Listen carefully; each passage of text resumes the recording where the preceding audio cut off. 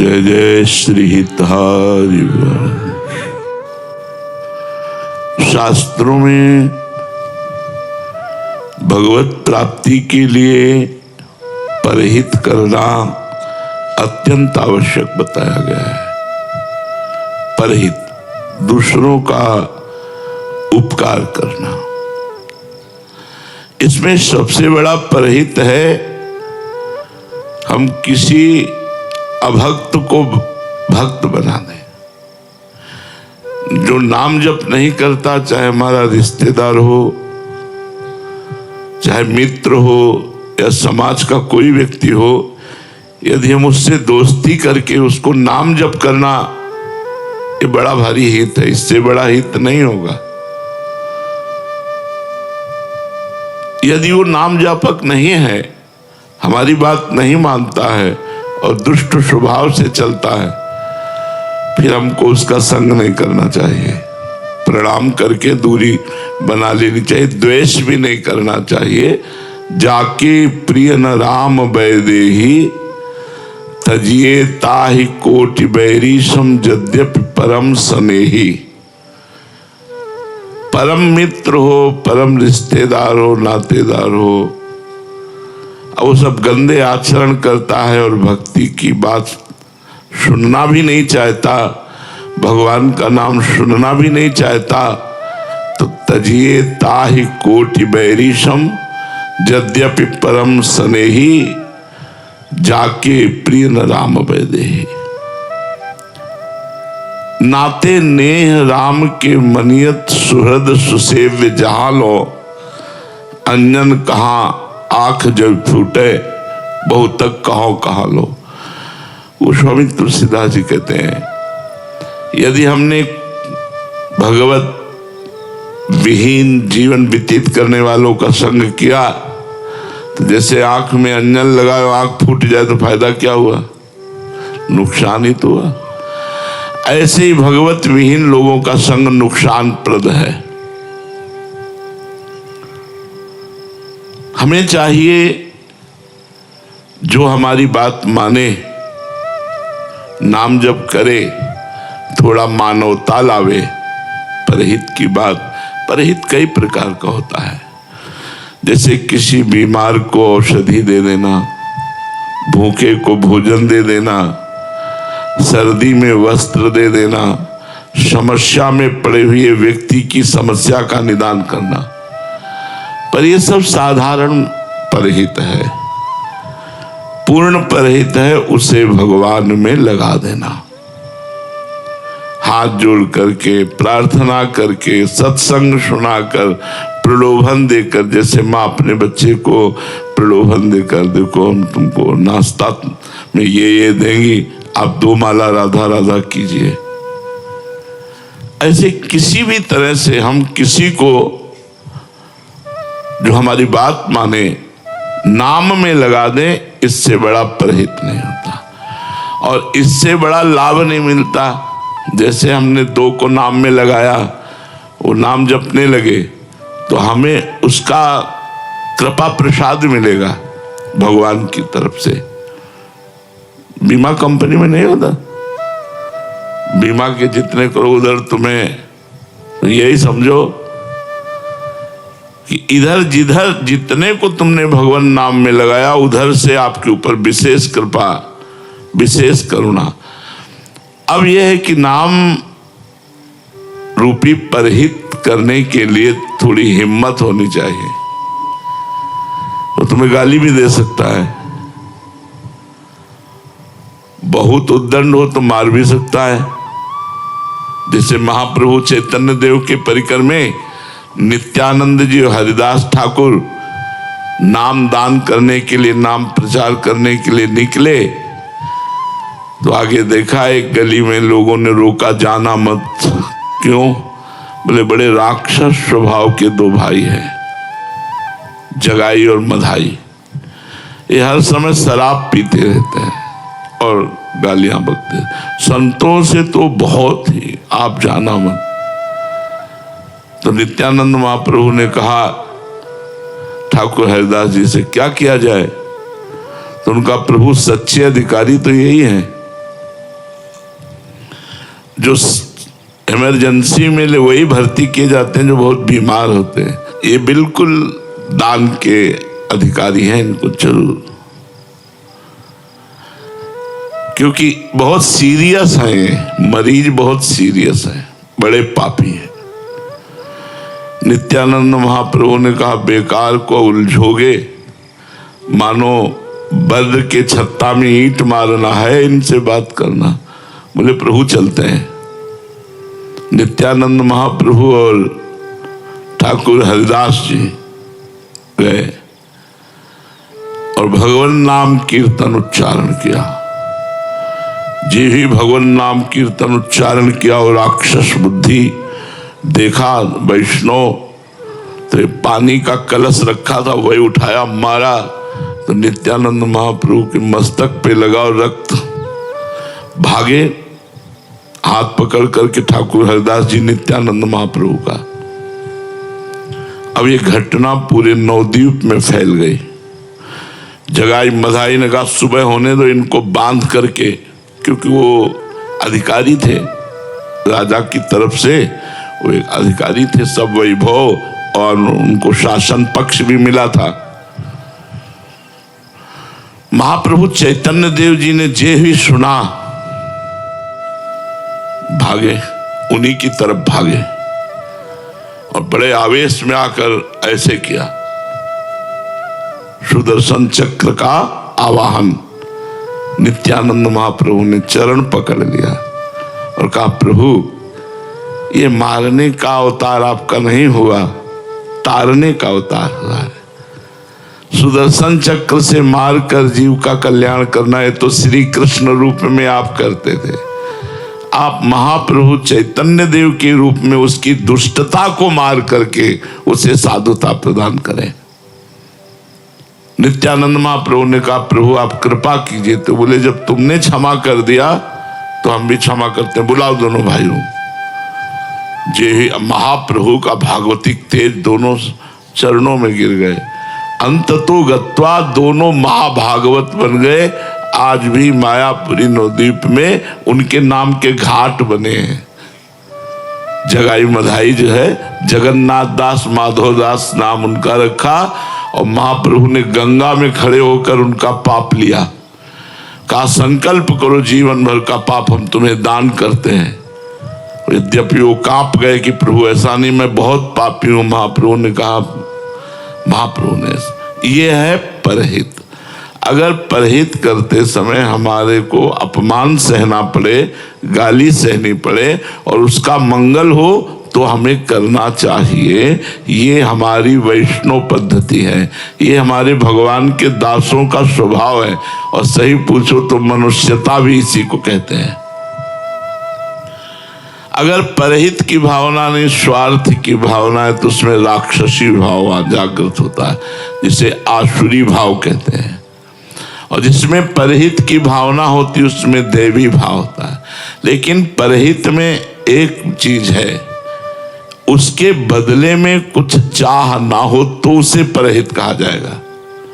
परहित करके कुछ भी चाह करना वो परहित नहीं रह जाएगा। इसलिए परहित करना बहुत कठिन है। अगर परहित कर लिया तो परमार्थ बन जाएगा, आपका परमार्थ बन जाएगा। एक दिन 20-25 वर्ष की बात होगी, वृंदावन में केसी घाट में देखा तो एक आदमी दीवाल की तरफ कराह रहा था। कदम लड़खड़ाए, पर हम सोचा गरीब बाबा जी क्या सहयोग कर सकते हैं। भिक्षा मांग के खाते थे, 1 रुपया पास नहीं, कुछ मतलब। नजदीक गए तो बड़े कष्ट में वो सब सोच से सना हुआ, बड़ी दुर्दशा थी जिसे कहते हैं। अब वो कहां से जीव आया था भगवान की कृपा से, बस थोड़े ऐसे बाल ऐसे। हम कहा बाबा हम किसी योग्य नहीं है पर आपकी क्या सेवा कर सकते हैं। तो उनका यहाँ तो हमें कोई पानी देने वाला भी नहीं, पूछने वाला भी नहीं, कई दिन से भूखा पड़ा हूं। यदि आप सुदामा कुटी पहुंचा दे तो सुनते हैं वहां संत सेवा होती है, तो कम से कम भोजन पानी तो मिल जाएगा। अब वहां से पहुंचाने के लिए आदमी चाहिए, रिक्शा चाहिए, व्यवस्था चाहिए। हमारे पास कोई व्यवस्था तो थी नहीं, सब ऐसे समेटा कपड़ों से ही तो उठाया उनको। एक आध जगह उनको विश्राम दिलाया, बका फिर सुदामा कुटी में जाके। तो अब संत तो संत होते हैं, दयाल होते हैं। बारंडे में एक जगह उनका आसन लगा दिया, प्रणाम किया और गोपेश्वर के दर्शन करने जाते थे। दूसरे दिन गए तो कीड़ा उनके शरीर में। गोपेश्वर जी के दर्शन करने गए और मां हमका, महाराज आज तक जो हम आपकी सेवा कर रहे हैं, जल चढ़ा रहे हैं, उसका फल प्राप्त हो, जीव शरीर से मुक्त हो, कीड़ा पड़ रहे थे, कोई पूछे नहीं। तीसरे दिन गए तो वहां जगह खाली थी। कहो महात्मा जी, बोले वो तो पधार गए थे कल उनका अंतिम संस्कार हो गया। नाच पड़ा मन, इतना आनंद हुआ अंदर, उस आनंद को हम कैसे बताएं। परहित से भगवदानंद की प्राप्ति होती है। पर परहित का मतलब बदले में कुछ ना चाहना। अब उनकी हम कृपा की बात करते, जब दूसरे दिन गए थे जब कीड़ा था, तो हमारे मन में आया कि एक बार राधा बुलवाओ इनसे। तुम कहा बाबा बार राधा बोल दोगे? राधा राधा। आम से ऐसे नजदीक बुलाया और अपना हाथ ऐसे। संतों की कृपा या किसी की भी कृपा भगवत प्राप्ति करा सकती। परहित, एक बार एक नाथ जी महाराज गंगोत्री से जल रामेश्वर जी के लिए ले जा रहे थे, पूरी मंडली थी। रामेश्वर पहुंचने वाले थे कि पास में ही एक गधा प्यासा पैर फड़फड़ा रहा था। जबान बाहर निकली थी, स्पष्ट दिखाई दे रहा था प्यासा है। एक दो भक्तों के मन में भी आया, पर उन्होंने सोचा गंगोत्री से जल रामेश्वर के लिए लाए, गधे को क्यों पिलाए। एक नाथ जी तुरंत गए और उसका सर अपनी गोद में रखा और पूरे घड़े का जल उसको पिला दिया। वो लोग रामेश्वर गए, रामेश्वर वहां गधे की जल पिलाते ही प्रकट हो गए। एक नाथ जी को साक्षात दर्शन भगवान रामेश्वर ने दिया। परहित पूज्य राधा बाबा अयोध्या गए तो सब कनक बिहारी के दर्शन के लिए जा रहे थे। उन्होंने रास्ते में देखा एक घोड़ा जो कौओं ने और पक्षियों ने खाया था, बीमार स्थिति में मरणासन में पड़ा था, मक्खियां भिनभिना रही थी। बाबा गए, ऊपर का चला उड़ा दिया और बैठ गए और मक्खियां हाँकने लगे। भाई जी इस बात में सावधान रहते थे क्योंकि बाबा भाव में रहते थे। बोले बाबा कहाँ है? बोले बाबा तो है ही नहीं। फिर पीछे लौटे, जब गए तो उनका चलो ना कनक बिहारी जी के दर्शन करने, मंदिर बंद हो जाएगा। तो उनका जब तक इसका शरीर नहीं छूटेगा तब तक हम कनक बिहारी के दर्शन नहीं। अब एक महापुरुष का संकल्प, थोड़ी देर में ही उसका शरीर पूरा हुआ और भगवत प्राप्त हो गया। हमारे को अगर कभी ऐसा अवसर मिले, भूखा प्यासा बीमार कोई कभी ऐसा जिसका कोई सहयोग ना कर रहा हो, अगर भगवान की कृपा से ऐसी सेवा करने का अवसर मिल जाए तो निश्चित भगवत प्राप्ति का योग बन जाएगा। भगवत प्राप्ति का। जो तुम्हारे साथ बुरा करे, यदि उसके साथ परोपकार करो, भलाई करो तो और डबल लाभ मिलता है।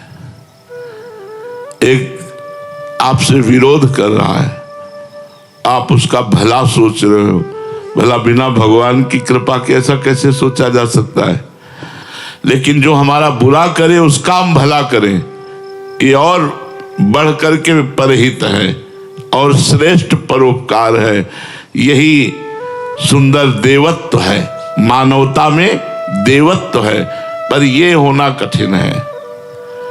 जो हमारा अपमान करे, हमारी निंदा करे और हम उसके, पर अगर हम परोपकारी हैं तो डरेंगे नहीं। एक बार हमें एक डॉक्टर मिले पागल खाना के, तो हमने पूछा पागल तो पागल ही होते हैं, वो आपके ऊपर भी प्रहार करने की कभी चेष्टा की? बोले 1-2 बार खोपड़ी फूटी। तुमको आपको गुस्सा नहीं आया? बोले बिल्कुल नहीं। कहा क्यों? बोले हमें पता है वो पागल है, हमारा कर्तव्य है उसको ठीक करना। बोले बिल्कुल गुस्सा नहीं आई। एक अपना कर्तव्य समझने वाला डॉक्टर अपने ऊपर प्रहार करने वाले पर गुस्सा नहीं करता, तो हम अपना परमार्थ का कर्तव्य समझने वाले साधक होकर हमको गुस्सा नहीं करनी चाहिए। दान परोपकार के अंतर्गत ही आता है। दान 2 प्रकार का होता है। अपना पैसा समझ करके दान करने से आपको हजारों गुना बढ़कर मिलेगा, लेकिन त्वदीयम वस्तु गोविंदम तुभ्यमेव समर्पये, भगवान का दिया हुआ धन ये मैं भगवान को ही दे रहा हूं, ऐसा करने से आपको भगवत प्राप्ति का योग होगा। भगवान का दिया हुआ भोजन ये सामने भूखे के रूप में भगवान ही है, ऐसा भोजन पवाना आपकी भक्ति बन जाएगी। बीमार रूप से भगवान ही है, धन मुझे भगवान ने दिया, ये भगवान का दिया हुआ धन है, मैं लगा रहा हूं। मेरा हमारे एक दृष्टि में आए थे ऐसे महापुरुष, कानपुर के मैदा फैक्ट्री के मालिक थे। वो जब आते थे तो सैकड़ों कदम दूर सब गाड़ियां खड़ी हो जाती थी, जूते उतारकर नंगे पैर साधारण धोती कुर्ता में ऐसे आते थे। उन्होंने कानपुर में यज्ञ की, करोड़ों रुपया ऐसे खूब बड़ी यज्ञ, कानपुर तो बड़ा शहर है। और आप सेवा क्या करते थे? डस्टबिन और झाड़ू हाथ में, उसको जो डिब्बा नहीं होता, जहां कोई दोना पत्तल फेंक देता उसे उठाते। अगर कोई पूछता यज्ञ कौन करा रहा है, तो बोले भैया हमसे पूछो कितने डिब्बा कूड़ा फेंकिया है, उसको तो बता सकते हैं, हमें पता नहीं यज्ञ कौन करा रहा है। स्वयं यज्ञ कराने वाला, लाखों करोड़ों की भोजन व्यवस्था करने वाला, बड़ी यज्ञ हुई थी, लेकिन कोई जान नहीं पाया यज्ञ की। जब हमें पता लगा तो हम कहा भाई तुम इस लोक के आदमी नहीं हो। इसलिए तो उन्होंने कहा महाराज मैं तो नौकर हूं, मालिक तो भगवान है, मैं क्यों कह दूं कि मैंने यज्ञ कराया, भगवान ने यज्ञ। अब किसी से मैं कहूं क्यों भगवान यज्ञ करा रहे हैं, ये भी चर्चा नहीं करनी है, मुझे तो अपने काम से मतलब। देखो स्वयं द्वारिकाधीश भगवान जब राजसूय यज्ञ हुई युधिष्ठिर की, तो सबके चरण धोने की सेवा ली। आप सुनो, जिनकी अग्र पूजा हुई, जो 14 भुवनों के अनंत ब्रह्मांडों के मालिक हैं, सबके चरण धोने की सेवा ली। हमें कोई नमस्कार करे, प्रणाम करे, यश कीर्ति ये चाह, लेकिन हम किसी को यश दें, सम्मान दें, किसी को ये दान वही सफल है जो भगवान की वस्तु मान करके भगवान को दी जाए। तो दियम वस्तु गोविंदम तुभ्यमेव समर्पये, अपनी वस्तु मान करके यदि आप दोगे तो वो कई गुना बढ़कर मिलेगी, पर उस भक्ति नहीं मानी जाएगी। और बहुत बड़ा दान करोगे तो स्वर्ग मिल सकता है, लेकिन भगवान की भक्ति नहीं, दुर्लभ है भक्ति। भक्ति को कैसे प्राप्त करें? अगर हम किसी को पानी भी पिलाएं तो पानी भगवान का और पीने वाला भगवान, ऐसे भाव से ऐसे करोगे तो तुम्हारा दान भगवान की प्राप्ति कराने वाला बन जाएगा। तीर्थ, ये सब भगवत प्राप्ति की मार्ग है। तीर्थ, तीर्थ 3 प्रकार के होते हैं, जंगम, मानस और स्थावर। जंगम तीर्थ मुद मंगलमय संत समाजू, जो जग जंगम तीर्थ राजू। ये संत महात्मा चलते फिरते तीर्थ हैं। जंगम तीर्थ, मुद मंगलमय संत समाजू, जो जग जंगम तीर्थ राजू। जैसे तीर्थराज प्रयाग में गोता लगाने पर पाप नाश होता है, ऐसे सत्संग में जाने पर संत को भगवत स्वरूप मानने पर, संत के दर्शन करने पर, संत के संभाषण से आप वैसे ही पवित्र होंगे जैसे गंगा यमुना सरस्वती त्रिवेणी में स्नान करने से। मुद मंगल में संत समाजू, जो जग जंगम तीर्थ राजू। चलते फिरते ये तीर्थ राज हैं संत जन। अगर संत समागम हुआ तो आप पवित्र हो गए जैसे गंगा स्नान से, जैसे त्रिवेणी स्नान से। मानस तीर्थ सत्य, जो अंदर चल रहा है वही बाहर बोले तो पवित्र हो जाओगे। अंदर चल रहा है कुछ, बाहर बोल रहे हो कुछ, उसे कपट कहते हैं, उसे झूठ मिथ्या कहते हैं, वो तुम्हें अपवित्र करेगा। क्षमा, कोई तुम्हें गाली दे, अपमान करे, तुम क्षमा कर दो तो तुम पवित्र हो जाओगे। इंद्रिय निग्रह, अच्छे अच्छे पदार्थ खाने की जो तुम्हें लालसा है वो दूसरे गरीबों को पवा दो तो तुम ऐसे पवित्र हो जाओगे जैसे गंगा स्नान से। मनोनिग्रह, मन को भोगों से हटाकर भगवान के नाम में लगाने से आप परम पवित्र हो जाएंगे। तपस्या,